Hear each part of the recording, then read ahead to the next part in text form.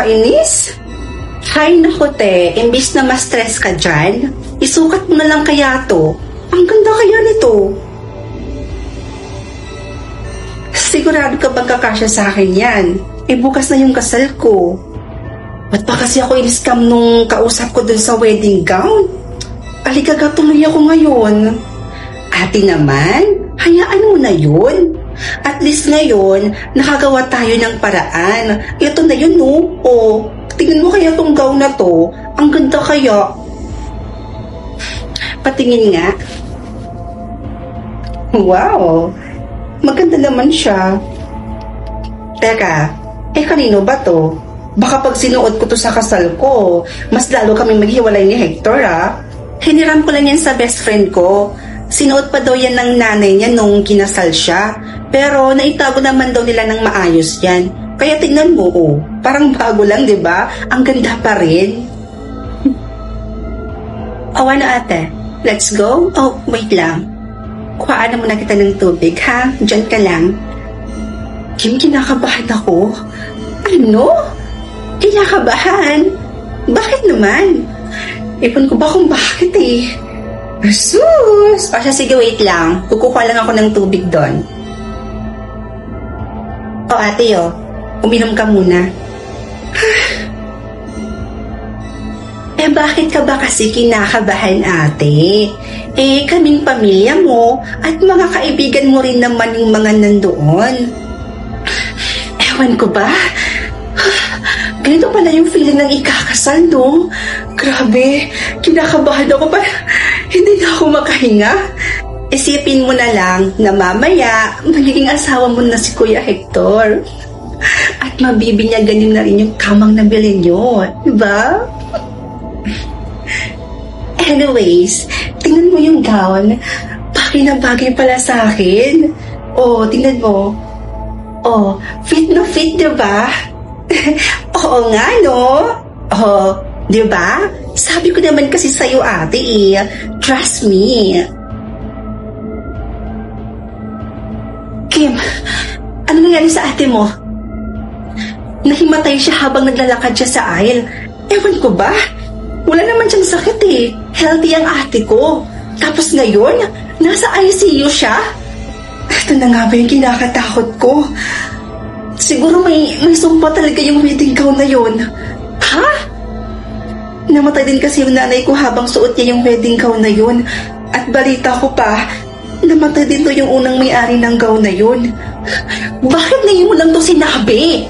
Tsaka bakit pinahiram mo pa? Excuse me, ginawa na namin ang lahat para mailigtas si Miss Fiona. Pero ang bilis kumalat ng lason sa katawan niya. Kaya ikinalulungkot kong sabihin sa inyo na wala na po si Miss Fiona.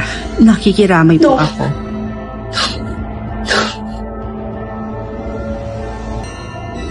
Ngayon, humanda ka sa akin dahil susunugin na kita. Anak, tama ba yung narinig ko? Pwede mo pang isuot yan. Opo, itay. Dahil may sumpa ang gown na to. Naalala niyo pa po ba nung kinasal kayo ni inay na habang suot-suot niya ang gown na to, nahimatay siya at namatay din sa araw na yun?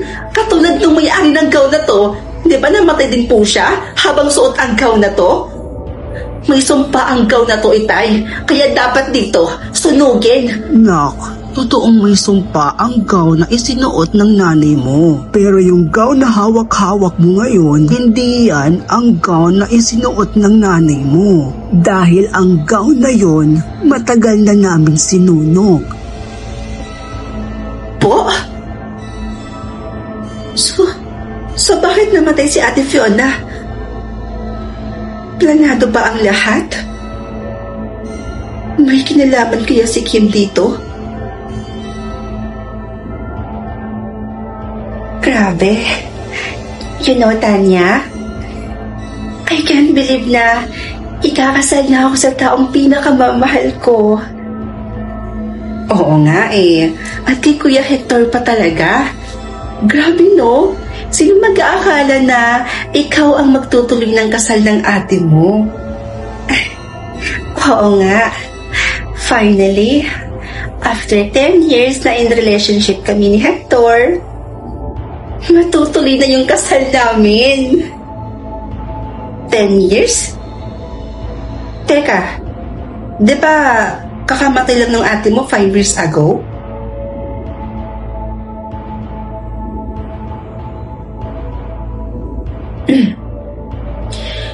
Nakausap ko yung tatay ko nung mga panahong sinusunog ko yung wedding gown na akala ko may sumpa. Pero hindi ito yung wedding gown na yun ang sinuot ng nanay ko sa kasal nila. Dahil yung gown na ginamit ng nanay ko, matagal na pala nilang sinunog. So, ibig sabihin, hindi sa wedding gown ang naging dahilan kung bakit namatay ang ate mo. At nung gabing pagkatapos bawian ng buhay ng ate mo, nakita ko kayong dalawa ni Hector sa hotel na magkasamang magka-holding hands. Kim, magtapat ka sa akin. Tama ba ako ng hinala?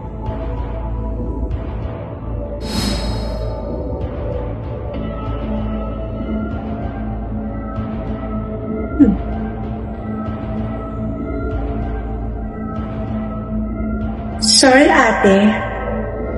Mas nagmamahalan kami ni Hector kaysa sa'yo.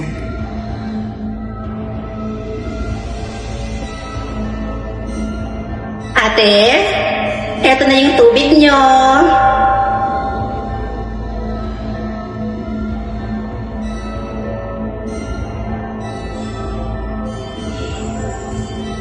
Sinasabi ko na nga ba? Miss Kim, magsisimula na po ang wedding ceremony. I'm coming!